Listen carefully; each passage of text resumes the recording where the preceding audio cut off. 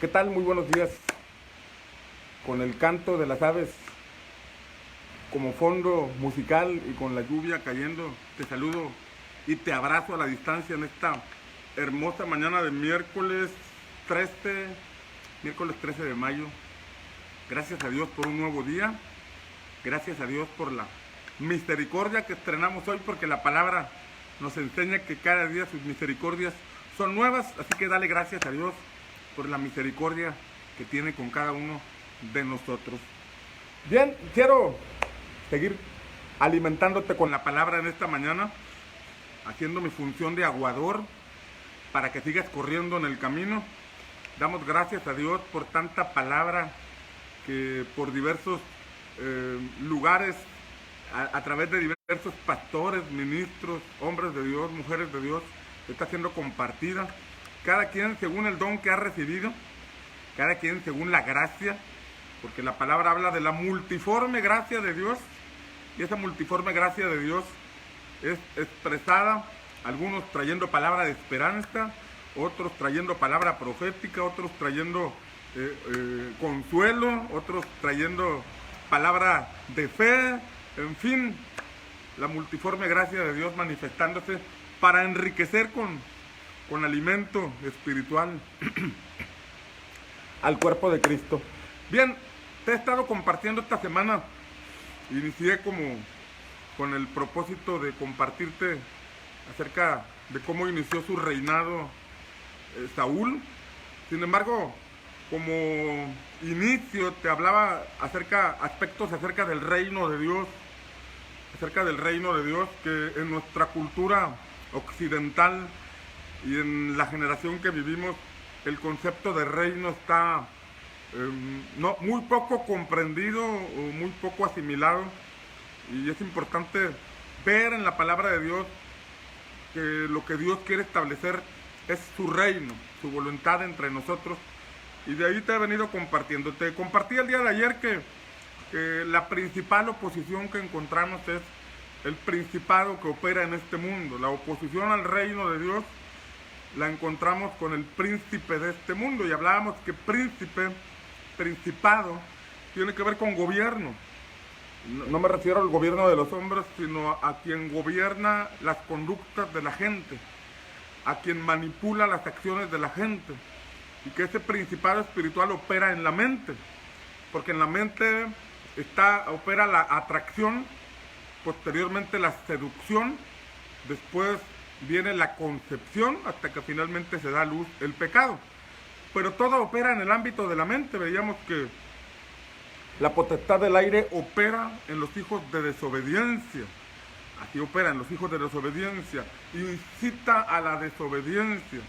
Y veíamos en el libro de Génesis cómo la serpiente vino y envolvió el alma de la mujer. La llevó a codiciar, la llevó a ver aquel fruto como bueno, como agradable a la vista, como codiciable para alcanzar sabiduría, y finalmente mordió el anzuelo y cayó presa. Primera de Corintios 15:45 señala que el primer Adán fue un alma viviente y el postrer Adán es espíritu vivificante. El alma viviente ahí nos muestra cómo el alma, que es el asentamiento de los pensamientos, de los deseos, de los sentimientos, ahí se asientan esos elementos en el alma, y es la parte que la serpiente busca atraparnos a los deseos de la carne, a los deseos de los ojos y a la vanagloria de la vida. Quienes caminan en el ámbito del alma siempre están atrapados por el príncipe de este mundo. Puede ser un creyente lleno del Espíritu Santo, que habla en lenguas, profetiza, lee la palabra, pero si camina en base al alma, entonces siempre se va a ofender porque alguien comentó algo, dijo algo, o se va a ofender porque nadie comenta nada. Es fácilmente presa de las atracciones de la codicia de este mundo. Siempre está deseando algo nuevo y siempre está endeudado, siempre está atrapado. Y es ahí donde el príncipe de este mundo opera, en la mente de la gente. Por eso la palabra nos exhorta a que seamos transformados por medio de la renovación de nuestro entendimiento. Es lo que dice las Escrituras, Romanos capítulo 12, versículo 2. Pero 1 Corintios 15, 45 muestra a Jesús como espíritu vivificante, espíritu que da vida, espíritu que imparte vida. Dice Pablo que si vivimos por el espíritu haremos morir las obras de la carne. Habla de ser dirigidos por el espíritu, teniendo la mente de Cristo, como asegura la Escritura que debemos tener. Entonces, Pablo habla de la mente carnal y de la mente espiritual. Los que tienen mente carnal solamente piensan en las cosas de la carne. Y cuando estamos en ese ámbito, es cuando, a pesar de ser creyentes, cuando a pesar de asistir a una congregación, cuando a pesar de ciertas características que tenemos, nuestra mente todavía está domesticada por el príncipe de este mundo y nos lleva por una senda donde se inhabilita el reino de Dios en nuestra vida.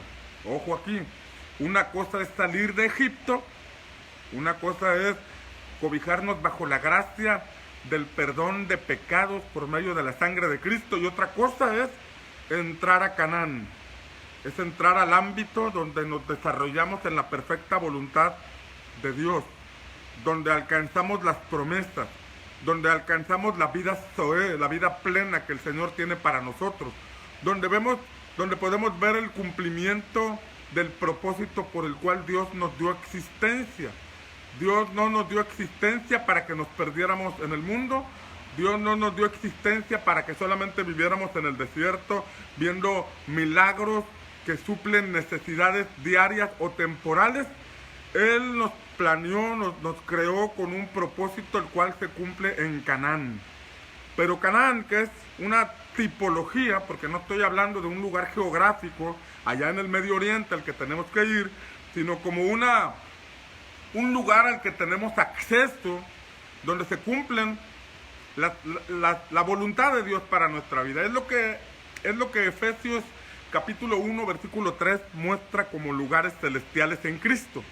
Efesios 1:3 dice: bendito sea el Dios y Padre de nuestro Señor Jesucristo, que nos bendijo. Ojo aquí, dice aquí, nos bendijo con toda bendición espiritual en los lugares celestiales en Cristo. Claramente dice que ya nos bendijo, no dice que nos va a bendecir, ya nos bendijo, pero dice que en esa bendición están todas las bendiciones que Él tiene para nosotros. Pero esas bendiciones están en el ámbito de los lugares celestiales en Cristo. Ojo aquí, hay bendiciones que ya Dios tiene para nosotros. Hay un propósito que está acompañado con todas las bendiciones que están en el mismo paquete. Pero esas bendiciones, Efesios 1:3 dice que están en el ámbito de los lugares celestiales en Cristo. Ahora bien, en Efesios 1, versículos 20 y 21 aproximadamente, Pablo, después de señalar a la iglesia de Éfeso, señalar que acerca de la fe en Jesús que ellos tienen, hablar del amor fraternal que ellos practican, dice: yo oro para que el Padre de nuestro Señor Jesucristo les dé entendimiento y les dé espíritu de revelación y sabiduría en cuanto al conocimiento de Cristo, ¿sí? Y cuál la supereminente grandeza de su poder que actúan los que creemos. Ojo aquí, ya habló de la fe en Jesús, ya habló del amor fraternal, pero luego entra el punto de que ora por ellos para que reciban espíritu de revelación y de sabiduría en cuanto al conocimiento de Cristo y de la supereminente grandeza de su poder que actúa en los que creemos, la cual operó en Cristo Jesús, resucitándole de los muertos. Esta parte es la que quiero que veamos: resucitándole de los muertos y sentándole a la diestra del Padre en lugares celestiales. Ojo, sentándole a la diestra del Padre en lugares celestiales. El versículo 3 dice que ahí es donde están todas las bendiciones que el Padre preparó para nosotros. Es el acceso a nuestro propósito. Y dice el versículo 21 que fue sentado Jesús después de resucitar, el poder de resurrección operó en él para sentarlo en lugares celestiales a la diestra del Padre, sobre todo principado, potestad y nombre que se nombra. Sobre todo principado. Si hablamos que los principados que operan en este mundo son los que inhabilitan la vida de reino en nosotros, son los que a través de pensamientos, culturas, doctrinas, tradiciones y una serie de paradigmas que operan en la mente e inhabilitan la vida de fe, inhabilitan la vida de desarrollo, son los que operan en este mundo, pero que a través del poder de la resurrección, por eso Pablo oraba y decía que el Señor les dé entendimiento, les dé revelación, les dé sabiduría, que Cristo fue sentado a la diestra del Padre, sobre todo principado y potestad en los lugares celestiales. Si yo estoy sentado en ese lugar juntamente con Cristo, entonces los principados que operan en este mundo no tienen influencia sobre mi vida, porque mi mirada está en las cosas de arriba, como dice Colosenses capítulo 3. Ojo aquí, espero que venga siguiendo la línea. Colosenses 3, Pablo le dice a la iglesia de Colosas, si pues habéis resucitado, lo dice como un evento que ya ocurrió en ellos. No está hablando de la resurrección postrera, la que habla de que algún día el Señor mismo, con voz de mando, con trompeta de Dios, descenderá del cielo y los muertos en Cristo resucitarán primero. No está hablando de esa resurrección, porque es un mensaje que le da a una iglesia ubicada en un lugar llamado Colosas, y les dice, si pues habéis resucitado, poned la mirada en las cosas de arriba, donde está Cristo sentado. Pablo escribe a esta iglesia como si esta iglesia ya comprendiera lo que significa el poder de la resurrección, lo que significa el ser resucitados juntamente con Cristo, para poner nuestra mirada en las cosas celestiales, en las cosas donde está el propósito, en las cosas donde están las bendiciones, todas las bendiciones que Dios planeó para nosotros. Y no estoy hablando del maná, no estoy hablando del agua de la roca, no estoy hablando de tener un empleo, no estoy hablando de tener una sanidad física, no estoy hablando de tener una casa, no estoy hablando de tener un cónyuge. Todo eso ya viene encerrado como consecuencia.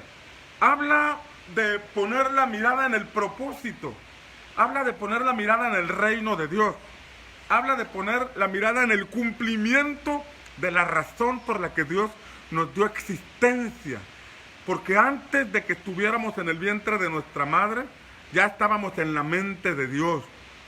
El Señor le dijo a Jeremías, como leemos en Jeremías 1:5, antes de que fueses concebido en el vientre de tu madre, yo te conocí.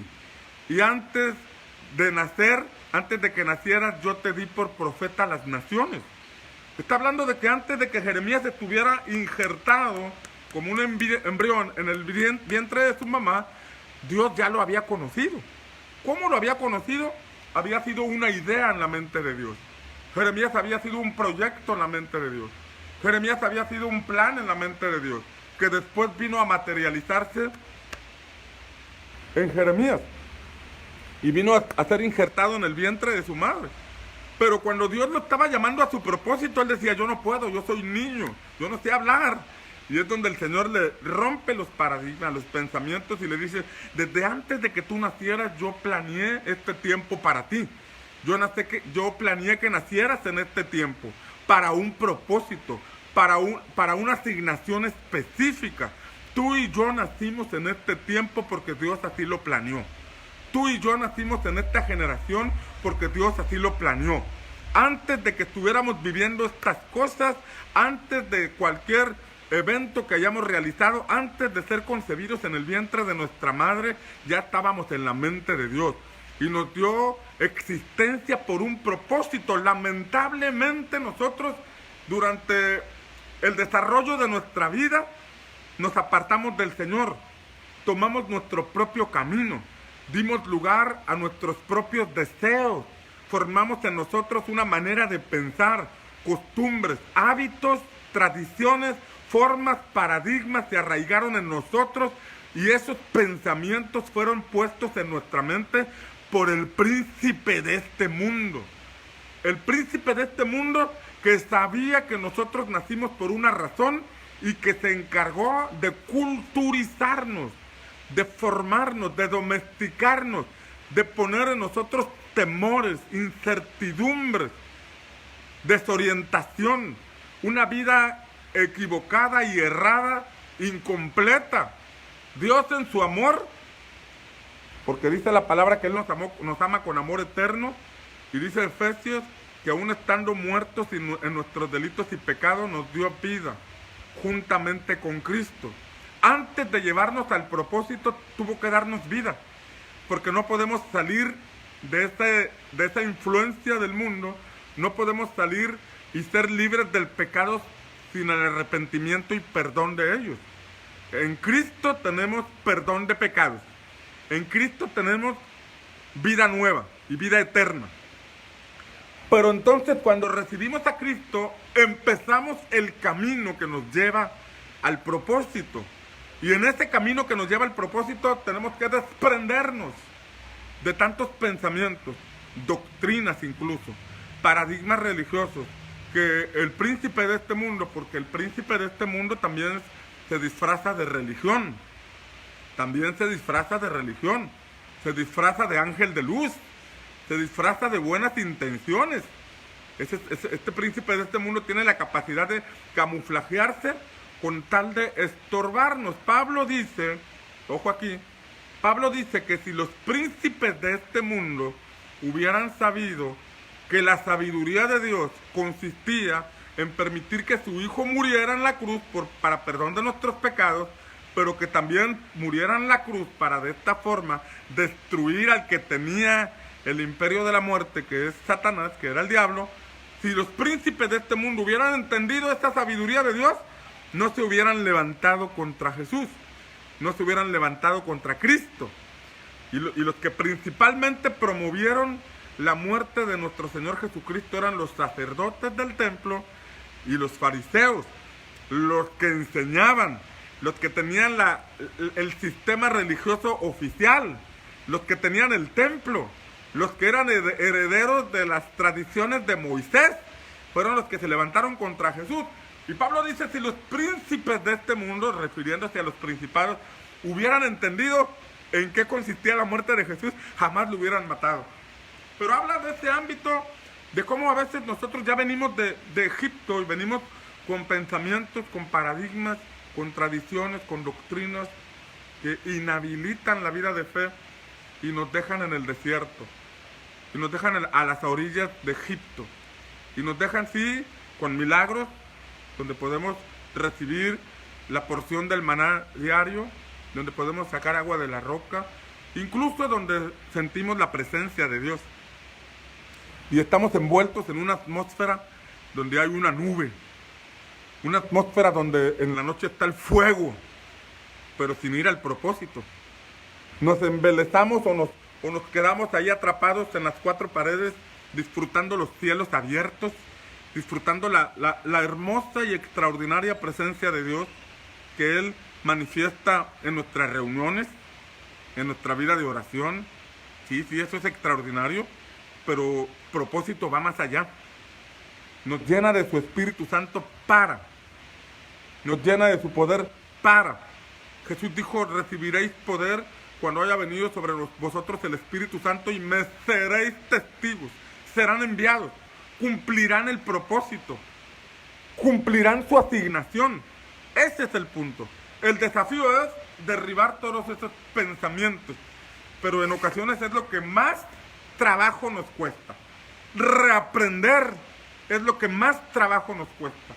Sin embargo, si no opera en nosotros el poder de la resurrección, mediante un cambio en nuestra manera de pensar, no podremos tener acceso al propósito.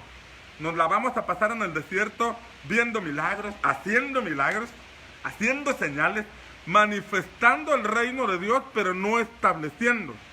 Y la Escritura dice, ayer te hablaba que una cosa es manifestar el reino de Dios y otra cosa es establecer el reino de Dios. Podemos ser como Moisés, que levantamos la vara y el pueblo recibe maná. Levantamos la vara y la roca da agua para que beban. Levantamos la vara y el mar se abre. O podemos ser como Josué, que no gira todo en derredor de nosotros, sino que conducimos a toda una nación, conducimos a nuestra familia, conducimos nuestra vida a conquistar el Canaán, a conquistar la tierra, a alcanzar las promesas que Dios ha hecho a nuestra vida, y que solamente podemos alcanzar si opera en nosotros el poder de la resurrección. Ojo aquí, necesitamos entender el poder de la resurrección. Y para eso necesitamos diferenciar entre la resurrección postrera y la resurrección al propósito. Porque si buscamos el término resurrección, ¿qué significa? ¿Qué significa resurrección? Significa volver a la vida algo que había muerto, o traer nuevamente a vida a alguien que murió.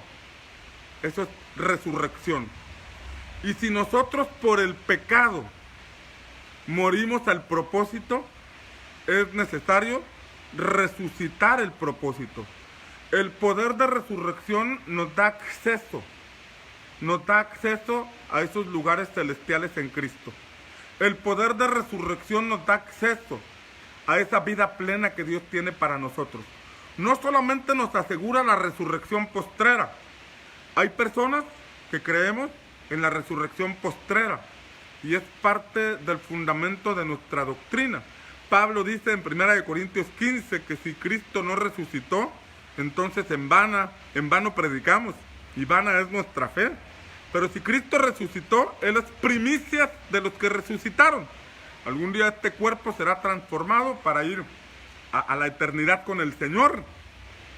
Marta tenía claro esta enseñanza, porque cuando Jesús fue con ellos para resucitar a Lázaro, dice la Escritura que Jesús le dijo a Marta, tu hermano resucitará. Y Marta dijo, yo sé que resucitará en el día postrero. Pero Jesús le aclaró y le dijo, Marta, yo soy la resurrección y la vida. El que cree en mí, aunque esté muerto, vivirá. Donde vemos una clara diferencia entre la resurrección postrera y tener a Cristo en vida para tener acceso a esta vida zoe. Una cosa es la vida bios y otra cosa es la vida zoe. La vida bios, de biología, tiene que ver con la vida física. El que estés respirando, el que el corazón te palpite, el que te puedas mover, el que la sangre corra por tus venas. Esa es la vida bios. Pero la vida zoe, que viene en Juan 10:10, es la vida plena. Es la vida en el propósito. Es la vida en la asignación. Una cosa es nacer de muerte a vida por el perdón de pecados, pero otra cosa es avanzar hacia resucitar el propósito. Resurrección de propósito. Resurrección de la razón por la que Dios nos dio vida. Para eso tenemos que descubrirlo. Para eso tenemos que avanzar. Para eso tenemos que buscar en Dios. ¿Cuál es el propósito? ¿Cuál es la razón por la que Dios nos dio vida? Pero esto no será posible si nosotros no somos transformados en nuestra manera de pensar. Por eso después de salir de Egipto, los condujo por el desierto. Y en las primeras 10 estaciones, de Egipto al Sinaí, se manifestó las formas, el carácter, los pensamientos, las actitudes que ellos tenían que deberían ser transformadas. Y después, al llegar al Sinaí, el Señor les dio la ley, les dio las instrucciones, les dio la Torá. Y en esas instrucciones, en esas palabras, como si el Señor les dijera, esta es la medida de mi hijo. Este es el estándar de vida que ustedes deben tener. Ojo aquí, no se trataba de obedecer los mandamientos. No se trataba de esforzarse en obedecer los mandamientos. Se trataba de ser como Cristo. Se trataba de amar a Dios. Amarás al Señor tu Dios con todo tu corazón, con toda tu alma, con toda tu mente y con todas tus fuerzas.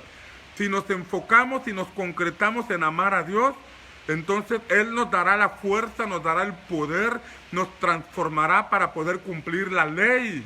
Los fariseos y los sacerdotes se habían enfocado en la ley, se habían enfocado en el libro, pero habían descuidado la vida que se transmite a través de ese libro. Esa vida es Cristo. Por eso Cristo les dijo a los fariseos: ustedes escudriñan las escrituras, porque les parece que en ellas tenéis vida, y ellas son las que dan testimonio de mí, y ustedes no quieren venir a mí. El objetivo, Pablo dice que el fin de la ley es Cristo, que la ley ha sido como un ayo que nos condujo a Cristo, como un ayo que nos trajo hasta Cristo. La palabra ayo implica algo así como un mentor, como un maestro que los padres ricos contrataban para educar a sus hijos, de manera que los hijos llegaran a ser los hijos maduros que los padres esperaban que fueran.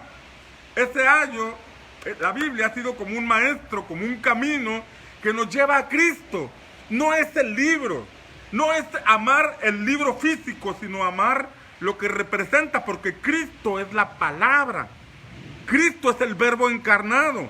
No es la Biblia Thompson, no es la Biblia la otra, Rairi, no es la Biblia Arcoíris, aunque estas Biblias nos dan ilustraciones o nos tienen comentarios que nos ayudan. Más que una Biblia de piel o más que una Biblia costosa, es Cristo en nosotros.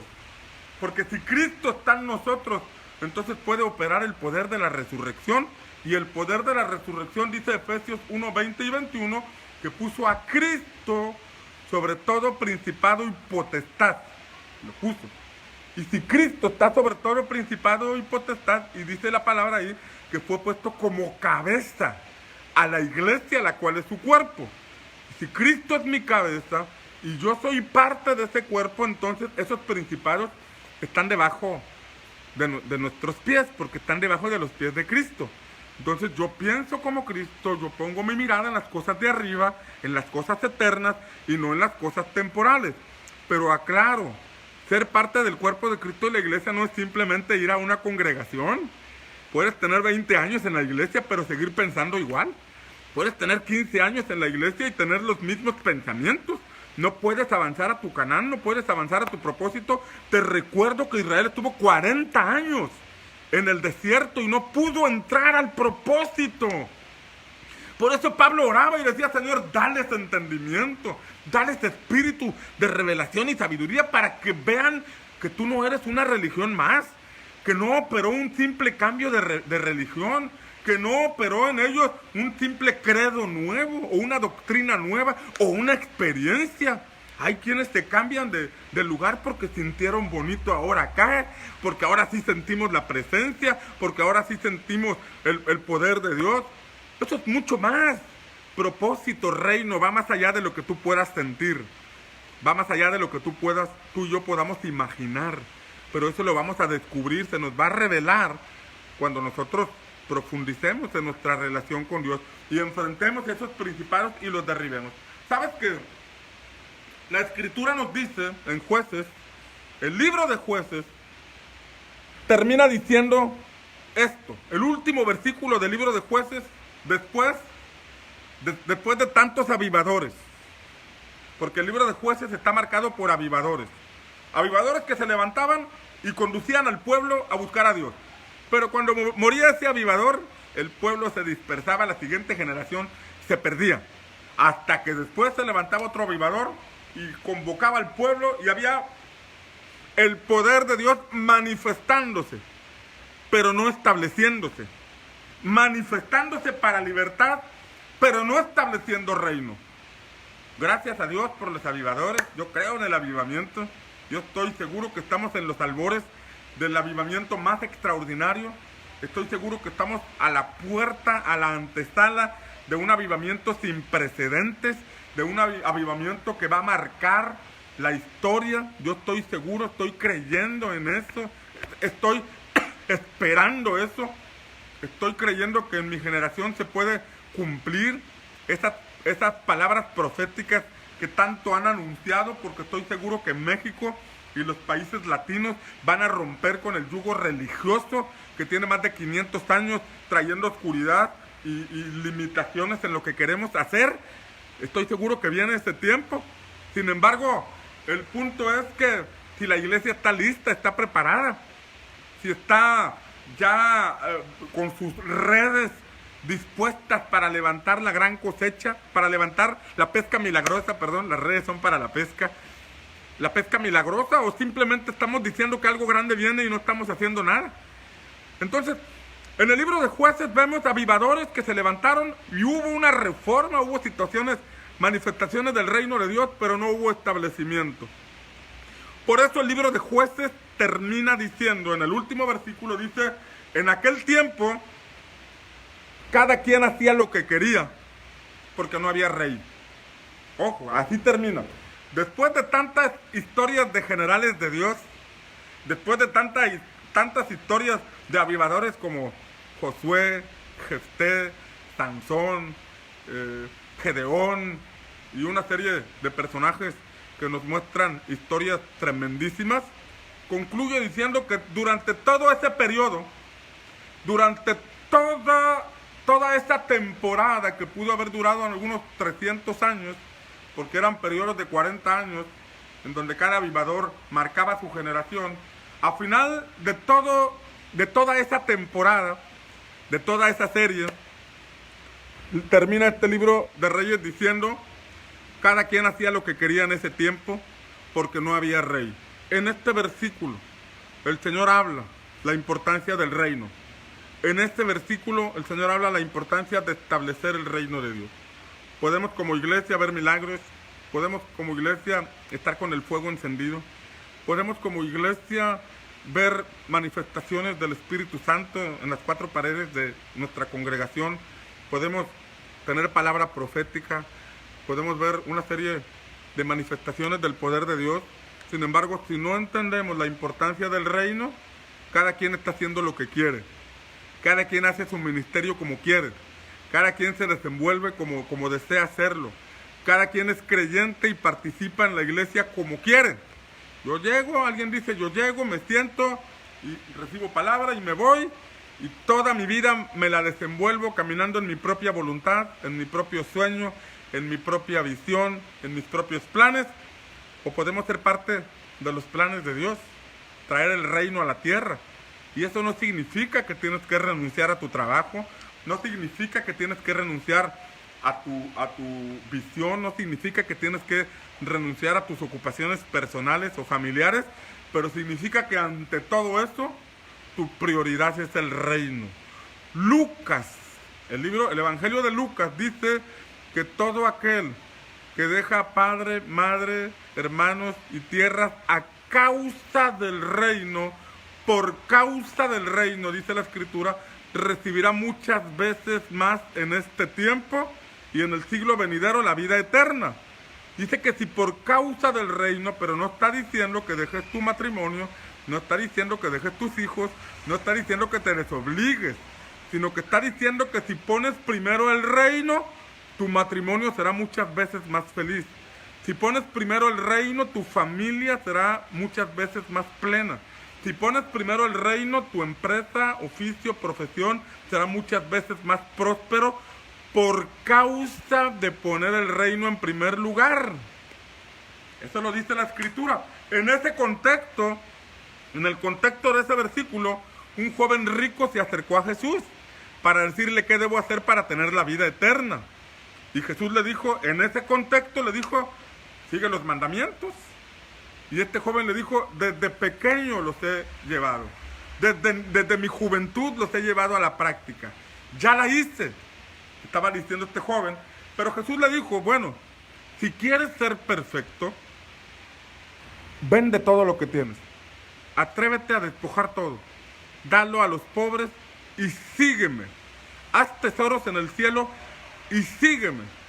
Y la Escritura dice que este joven, que conocía los mandamientos, que había vivido los mandamientos, que practicaba sinceramente una religión, no pudo poner a Jesús en primer lugar. Jesús no lo quería pobre, Jesús no lo quería arruinado, porque después vemos que él dijo que quien deja todo por seguirlo a él, por causa del reino, va a recibir muchas veces más en este tiempo, además de la vida eterna. Eso es claro. Jesús no lo quería pobre, pero quería que le diera el primer lugar. Y cuando le damos el primer lugar a Jesús y nos metemos al llamado en el reino, entonces podemos entrar, tener acceso a esa vida plena en Canaán. Canaán es símbolo de desarrollo, donde tú, tu matrimonio, tu familia, a lo que te dedicas, es prosperado con la bendición de Dios, pero tienes la satisfacción de ser parte de la agenda divina. No te pierdes en tus propias actividades. Al contrario, Dios te da la capacidad para que puedas desarrollarte en el ámbito personal, pero que también puedas participar en su agenda, en sus planes, en su propósito de traer su reino a nuestra generación.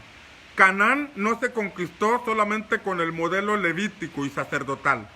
Se estableció el modelo levítico y sacerdotal, pero esto no les dio la victoria sobre Canaán. Canaán no se conquistó solamente con los jueces, con los avivadores. Canaán se conquistó completamente en el tiempo de David, cuando se estableció el reino. Nosotros podemos estar caminando con el modelo levítico y sacerdotal del tiempo de Moisés. Solamente un pastor con su grupo de alabanza y su equipo de ujieres y vámonos recio.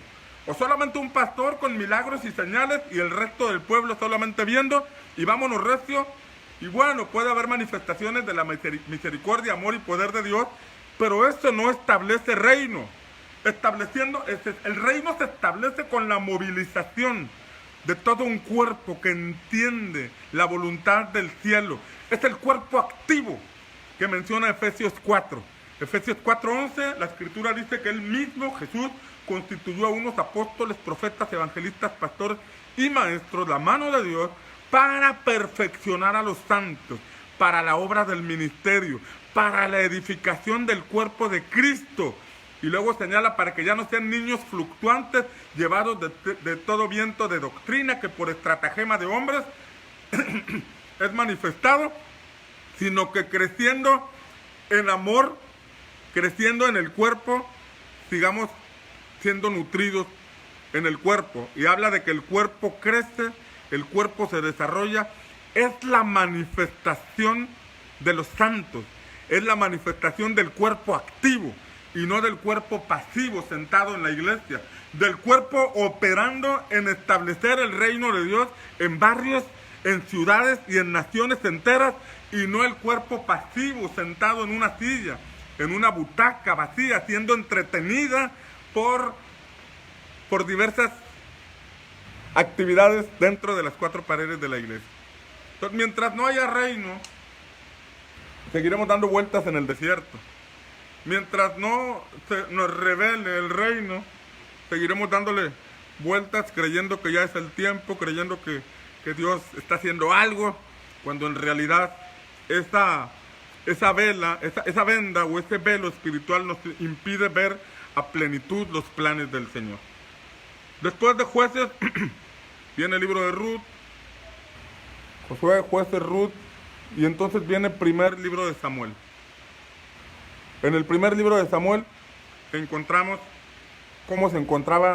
vemos cómo se encontraba el sistema religioso, el sistema sacerdotal.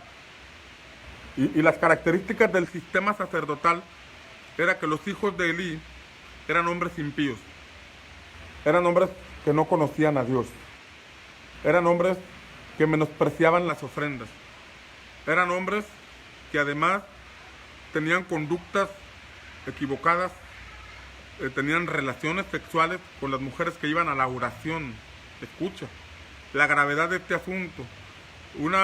Estaba permeado por problemas sexuales dentro del sacerdocio, pero además dice que menospreciaban las ofrendas.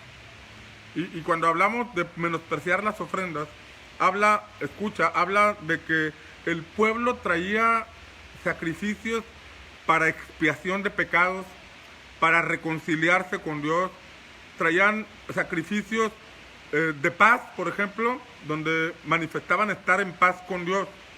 Pero ni los sacrificios por expiación, ni los holocaustos, ni las ofrendas de paz, eran bien vistas por estos sacerdotes, que aplicándolo en el contexto actual es cuando nosotros no comprendemos la importancia de que el sacrificio de Cristo que trae perdón de pecados se haga activo, cuando nosotros menospreciamos el asunto del evangelismo, porque si lo trasladamos a la figura de aquel tiempo, la gente se acercaba al tabernáculo para ofrecer sacrificios para expiación porque había convicción de pecado. Había un asunto que se les revelaba, que comprendían que necesitaban el perdón de Dios, pero los sacerdotes menospreciaban esas acciones, menospreciaban esos sacrificios, los tomaban antes de que fueran ofrecidos, de que fueran quemados como deberían de ser. Y esto habla de un sacerdocio, un ministerio, que no valora o que no se enfoca en el punto de conducir a las personas al arrepentimiento y al perdón de pecados, que no tiene interés en el evangelismo. Una iglesia o un creyente que no evangeliza, entonces no tiene la revelación de la cruz de Cristo todavía, porque aquel que ha sido rescatado del fuego, rescatado del infierno, no se puede quedar callado, no puede estar pasivo, no puede estar indiferente, a menos que solo tenga la doctrina. Pero cuando viene la revelación de la cruz de Cristo, wow, yo estaba a punto de irme al infierno y Dios me perdonó, Dios me salvó, ¿cómo voy a estar callado? No es posible que alguien se quede callado cuando ha tenido la revelación de la cruz de Cristo, del perdón de pecados. Pero aquellos sacerdotes menospreciaban ese acto, menospreciaban, tenían en poco. Es como tener en poco a los recién convertidos. Es como no cuidar a los recién convertidos, como no consolidar, como no afirmar en sus pasos a los recién convertidos, desvalorándolos.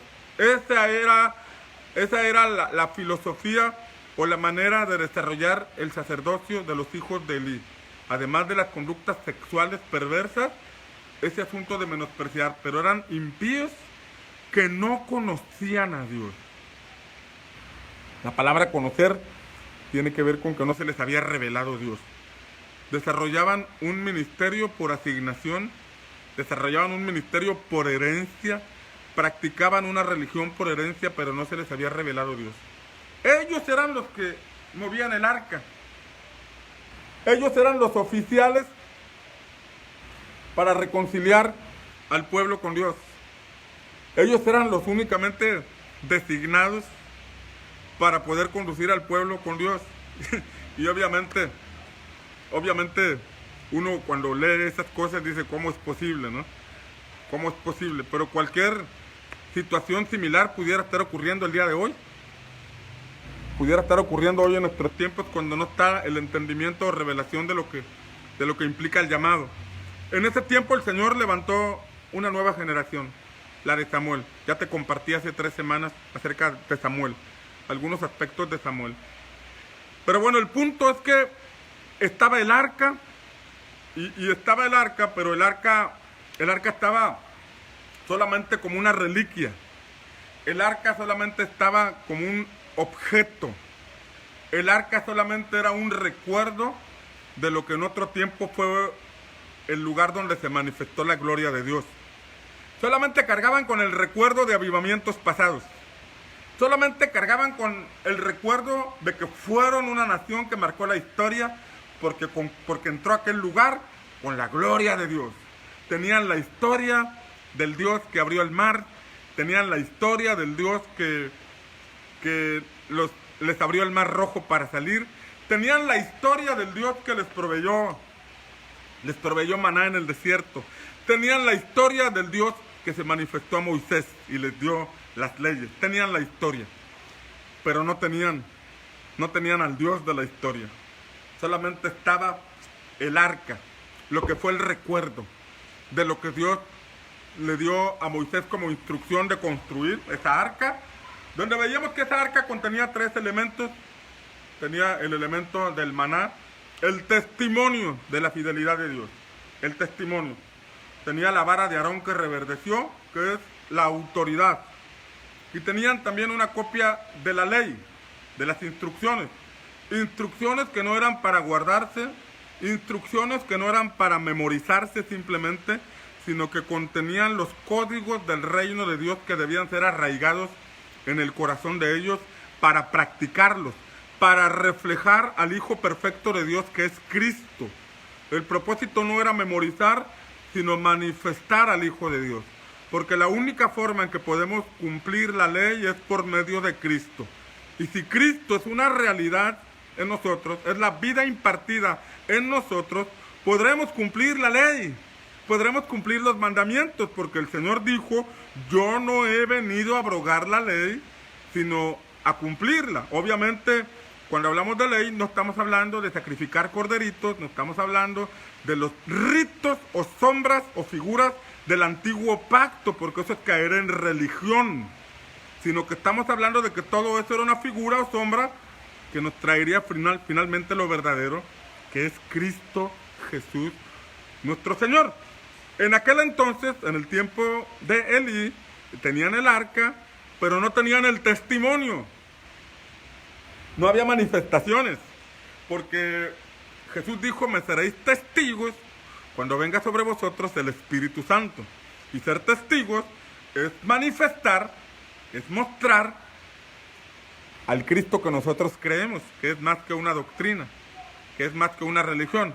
No tenían el testimonio de autoridad, aunque tenían la vara, pero estaba claro que ellos no estaban bajo la autoridad de Dios, porque hacían cosas impías, porque sus conductas eran muy apartadas de lo que Dios establece. Claramente la figura de autoridad no estaba en ellos.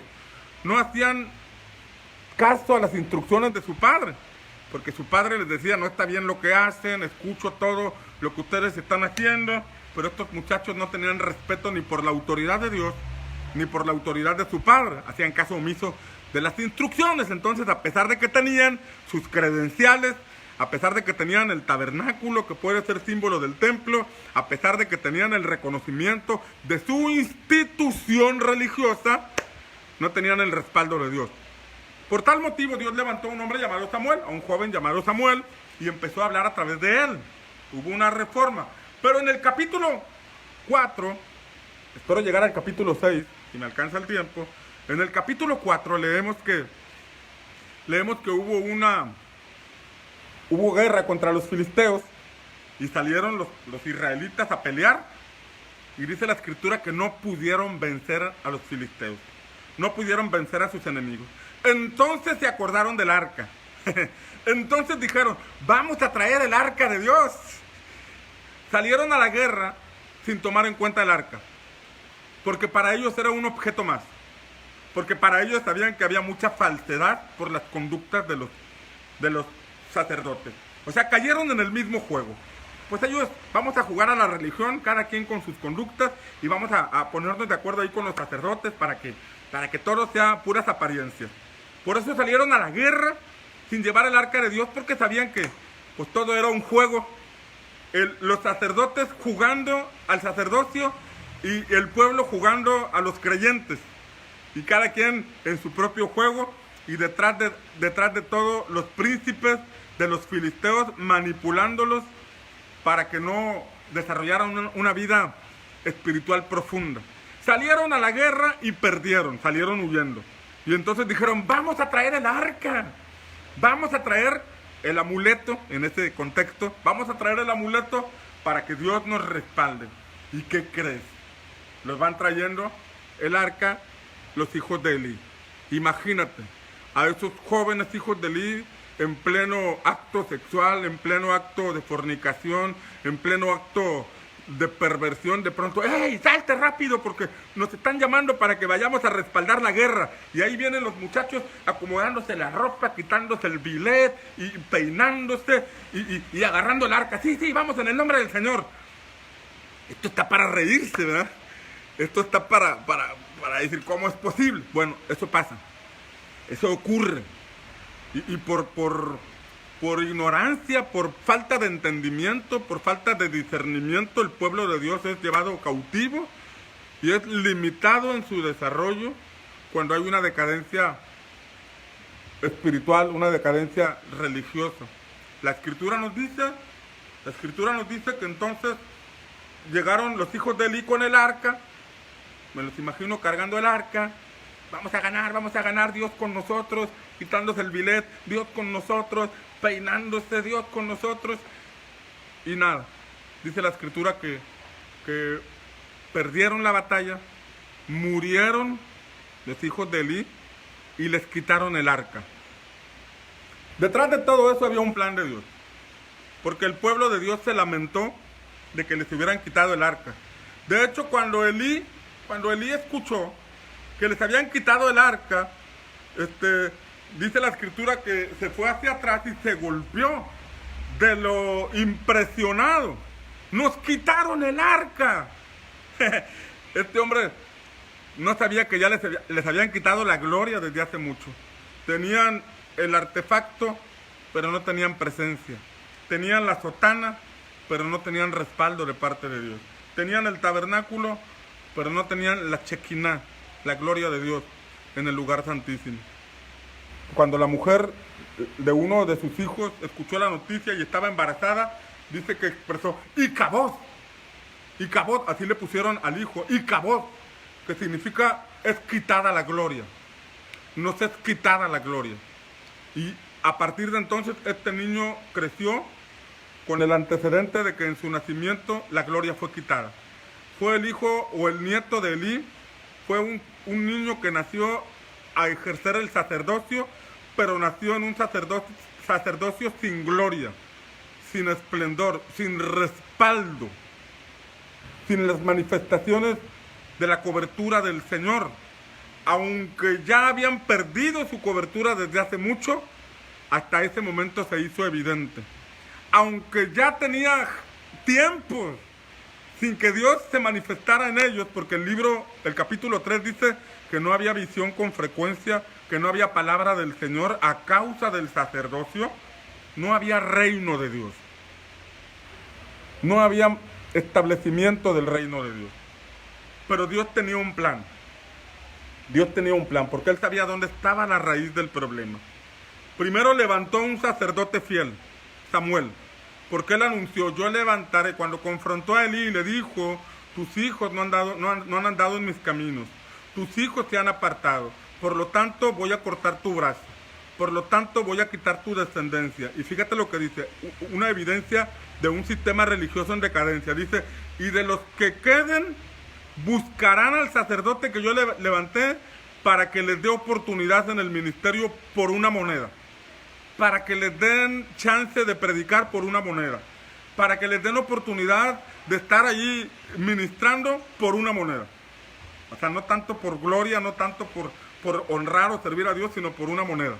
Y que cortaría su poder, su brazo, su descendencia, y bueno, eso se cumplió. Y dice, y levantaré un sacerdote fiel, que haga las cosas conforme a mi voluntad, conforme a mi corazón.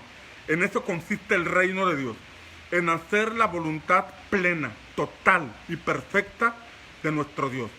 Ir a esa dirección, pelear, luchar y dirigirnos hasta que la voluntad de Dios se haga. Esto es reino.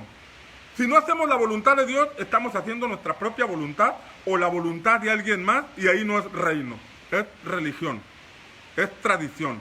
Sirvo a Dios por tradición porque Él es mi Salvador, y tenemos el concepto romano que todavía está permeado, donde todo se trata de ir al templo, sentarnos y escuchar al sacerdote y salir igual. No, reino es otra cosa. Reino no significa que vayas a ser sacerdote, ni pastor, ni apóstol, ni profeta, pero sí que seas un creyente activo, que busca en su vida personal hacer la voluntad de Dios y que busca que su congregación se enfoque en establecer el reino de Dios. Les quitaron el arca. Y el capítulo 5 del primer libro de Samuel, si no me equivoco, primer libro de Samuel, capítulo 5, dice que llevaron el arca, porque el arca, recuerda, tenía 3 elementos. El elemento del maná, que es el testimonio de Dios, el elemento de la vara de Aarón, que es símbolo de autoridad, y el elemento de las escrituras, de la ley, una copia de la ley, que representa la palabra del Señor. Estos 3 elementos, ojo aquí con estos 3 elementos. Pablo dice que las armas de nuestra milicia no son carnales, sino poderosas en Dios para destruir fortalezas. Ojo aquí, destruir fortalezas. Las fortalezas son murallas o muros que se levantan a nuestro alrededor. Las fortalezas son murallas que el príncipe de este mundo levanta a nuestro alrededor para detenernos. Son muros espirituales, son muros mentales, son muros que nos inhabilitan, nos detienen, nos paralizan, nos impiden comprender o ver los asuntos eternos de Dios, a plenitud lo que Dios desea mostrarnos. Y dice que las armas de nuestra milicia destruyen fortalezas, derribando argumentos y toda altivez que se levanta contra el conocimiento de Dios, llevando cautivo todo pensamiento a la obediencia a Cristo. Las fortalezas se levantan de tres formas, con argumentos. Los argumentos son mis justificaciones para no creer en el poder de Dios. Son mis justificaciones mentales, mis pensamientos mentales que argumentan contra lo que Dios dice. Dios dice que va a restaurar tu matrimonio, pero por todo lo que tú has vivido, tú llegas a pensar, está bien difícil. Y en ese contexto, en que te basas en lo que has visto, se levanta un argumento para decir, no es posible.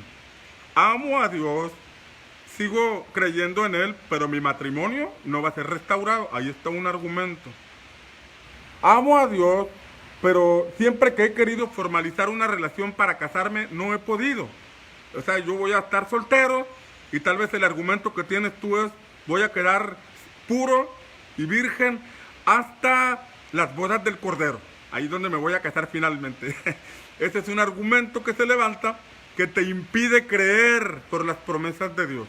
Son justificaciones que se levantan e inhabilitan la parte del arca donde va el maná, porque el maná es el testimonio de la fidelidad de Dios, es el testimonio del poder de Dios, es el testimonio del cumplimiento de la palabra de Dios, porque Dios les dijo por medio de Moisés, mañana van a tener alimento.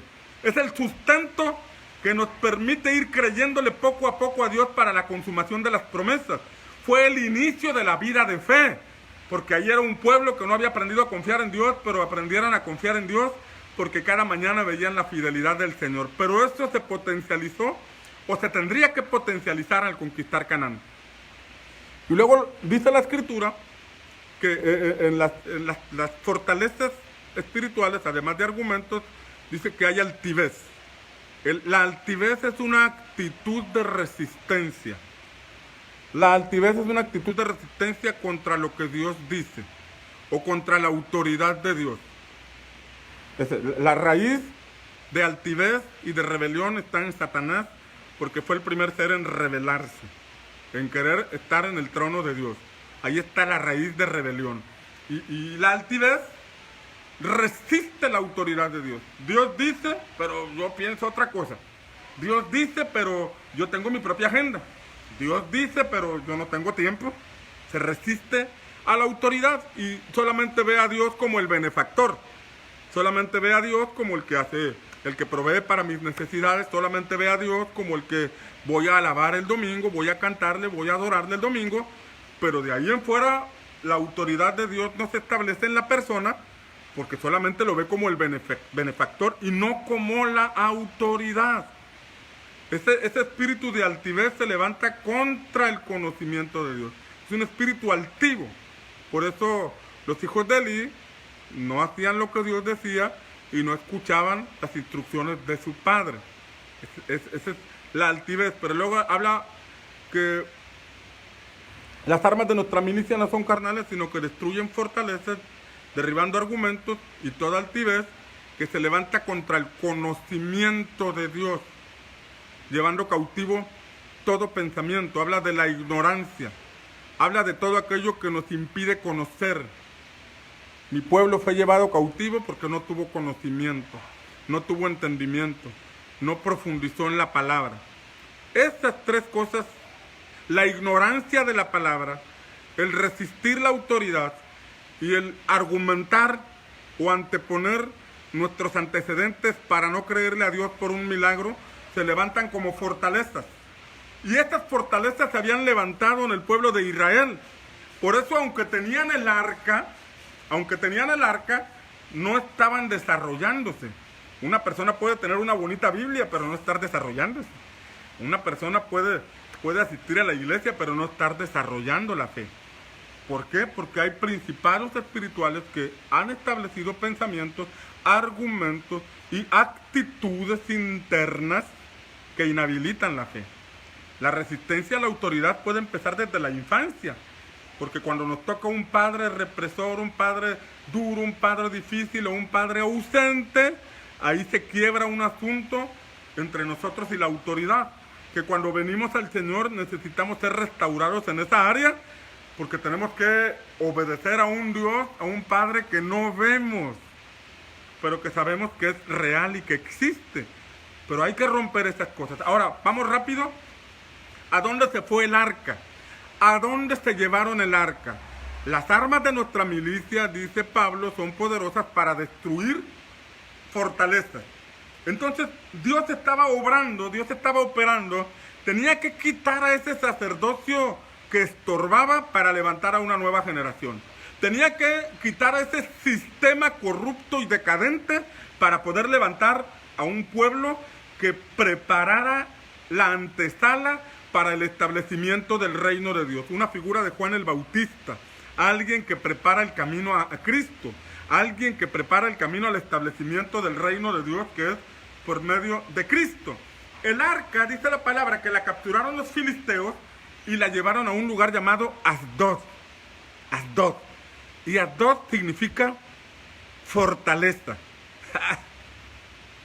Hasta que Dios trampeó a los filisteos, y mientras los filisteos pensaban que habían vencido al Dios de Israel, mientras los filisteos pensaban que habían vencido a los israelitas y les habían robado la gloria de Dios estaba yendo al centro de operaciones de los principados de Asdod, porque en Asdod estaba un dios pagano llamado Dagón, y entonces llevaron el arca al centro mismo de donde estaba Dagón reinando.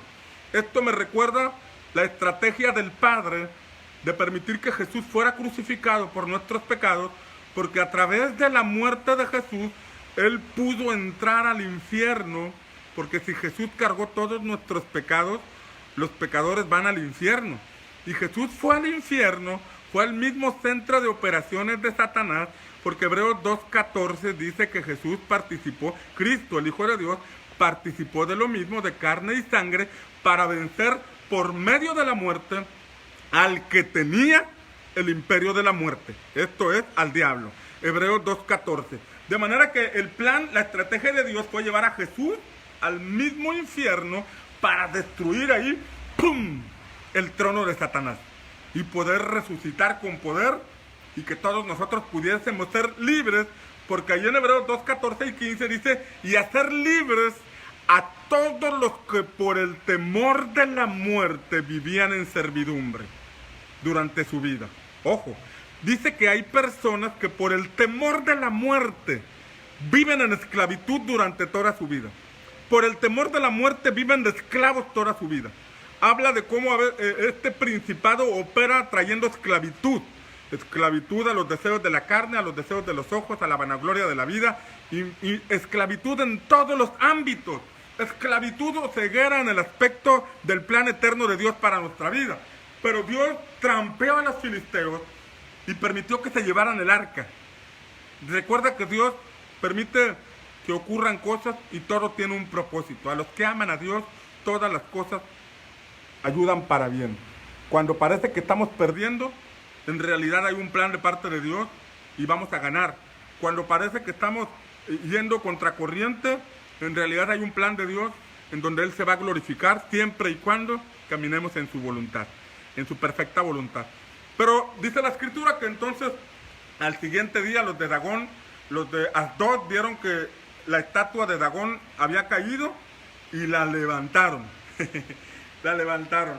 Y para sorpresa suya, al siguiente día, cuando fueron al templo de Dagón, descubrieron que Dagón estaba en el piso, con la cabeza cortada y con los brazos cortados. Estaba el puro tronco, donde este espíritu impío, este ídolo pagano, este dios pagano, había sido decapitado y le había cortado las manos nuestro Señor. Dios destruyó.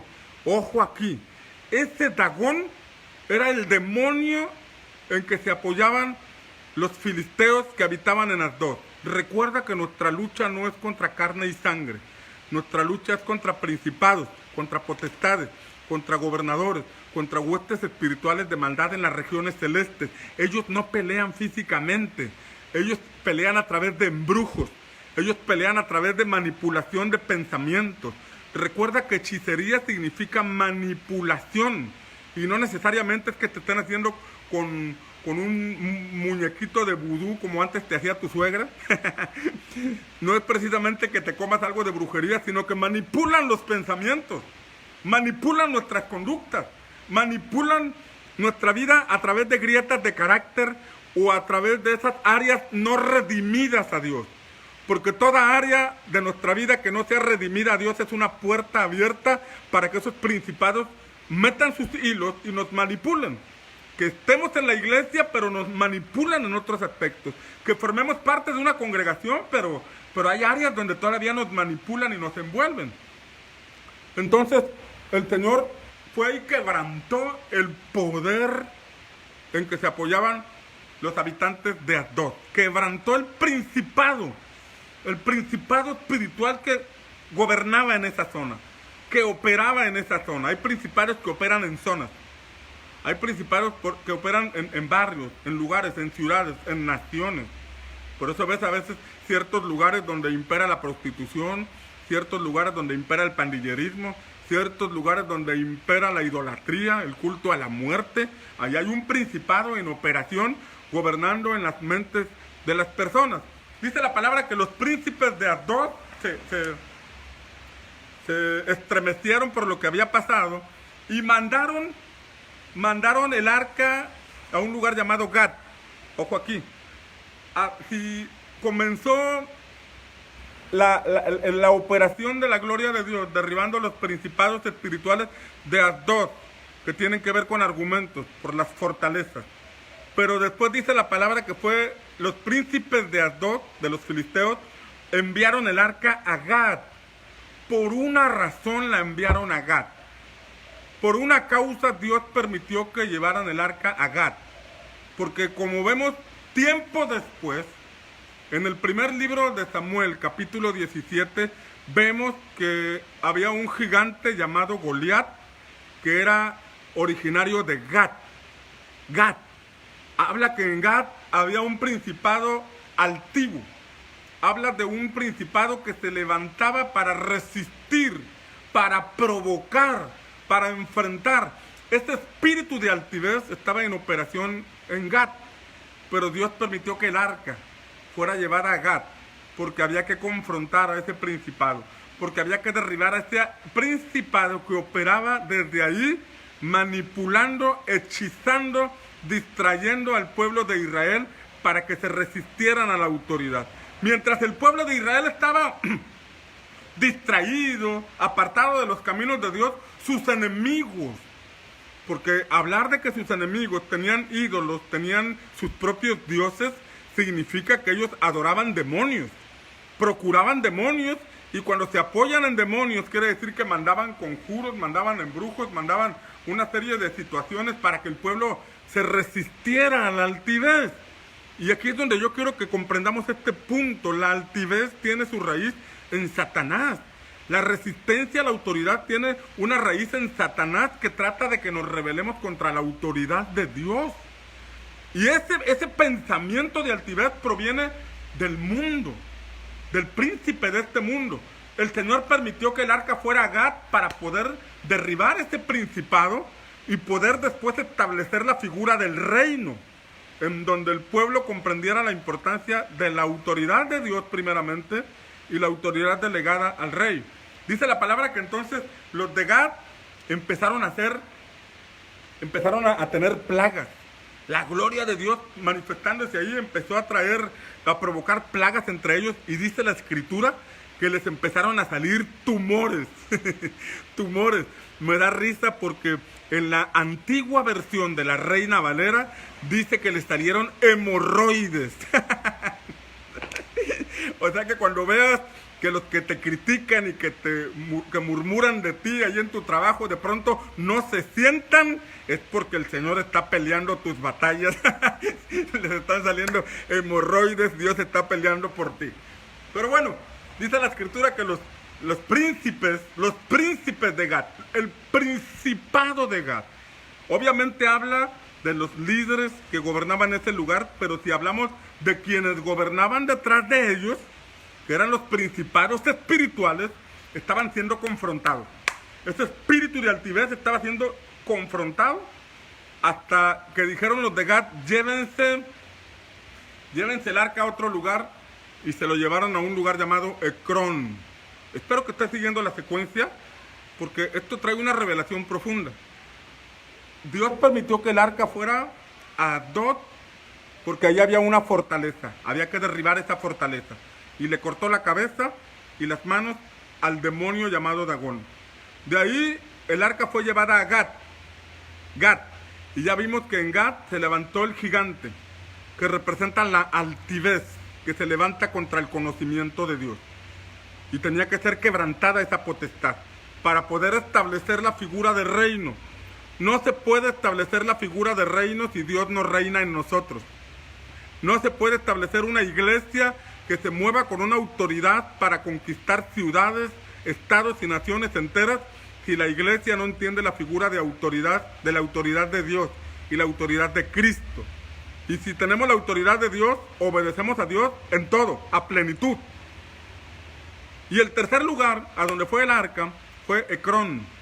Y Ecrón significa, o se traduce, algo así como desarraigar, quitar las raíces. Este principado de Ecrón operaba quitando las raíces, desarraigando las raíces. Y cuando hablamos de las raíces, estamos hablando de lo que de la forma en que se nutre un árbol, que se alimenta un árbol.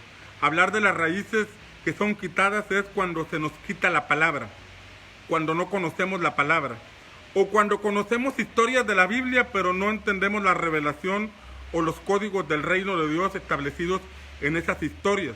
Cuando solamente memorizamos los 10 mandamientos para presentar un examen, pero no entendemos ni comprendemos la profundidad de cada uno de esos códigos, ni permitimos que se arraiguen. La palabra códigos, he empleado la palabra códigos, pero códigos en el asunto, en el aspecto relacionado a las conductas, significan principios arraigados en el corazón que determinan o influyen en nuestras conductas. Cuando nosotros vemos los mandamientos del reino de Dios como códigos que tienen que ser arraigados en el corazón, establecidos en lo profundo de nuestro ser, no solamente en el ámbito consciente de la memoria, sino en el ámbito espiritual, en el centro de nuestro ser, en lo que en realidad somos. En la mente está la información que recibimos, en el cuerpo proyectamos lo que decimos ser, pero en el espíritu está lo que en realidad somos. Te repito, en el alma, en la mente está la información que recibimos o el conocimiento que adquirimos. En nuestro cuerpo se refleja lo que decimos ser, pero en el espíritu está lo que en realidad somos, lo que en realidad es la esencia de nuestro ser, ahí en lo profundo. Y los códigos del reino de Dios, la palabra, la autoridad y la fe deben estar en ese ámbito, porque cuando la fe solo es un concepto en nuestra mente, memorizado de Hebreos capítulo 11, eso nunca se aplica, porque solo es información en la mente. Eso nunca lo vemos porque solo es información en el ámbito del alma, pero cuando está en el espíritu, cuando ha profundizado el arca al lugar santísimo, que es lo profundo de nuestro ser, entonces en medio de una pandemia, en medio de una situación difícil, en medio de una adversidad, sale a flote lo que hay en nuestro corazón. Padre Santo, ya me extendí demasiado. Perdón, pero me entusiasmo al ver esos códigos y cada vez que los veo me gusta impartirlos, compartirlos para que entre más personas comprendamos y profundicemos en la palabra de Dios, veamos que la vida del reino es una vida mucho más trascendente, mucho más emocionante y extraordinaria que lo que nos podemos imaginar. Bien, esta mañana quiero orar por ti, quiero bendecirte en el nombre de Jesús y quiero dar gracias a Dios por tu vida. Padre, en el nombre de Jesús, te pido por cada persona que está escuchando, que escuchó o que escuchará este mensaje. Oramos, Padre, para que como iglesia,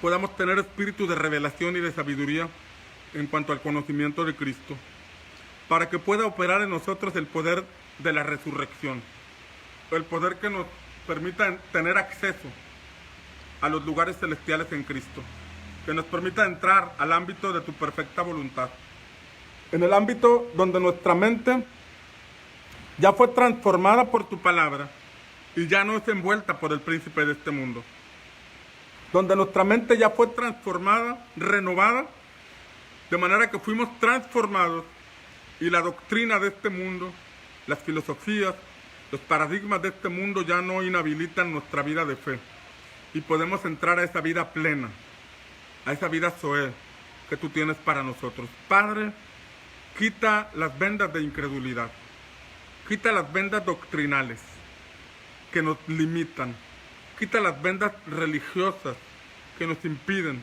comprender la plenitud de tu reino. Haznos personas sencillas y humildes, porque tu palabra dice que estas cosas las ocultaste de los sabios y entendidos y las has revelado a los niños. Habla de revelación a los niños. Danos ese corazón sencillo, ese corazón humilde, para despojarnos de todo conocimiento que hayamos acumulado que nos impide comprender a plenitud la vida a la cual tú nos llamas, la vida de reino.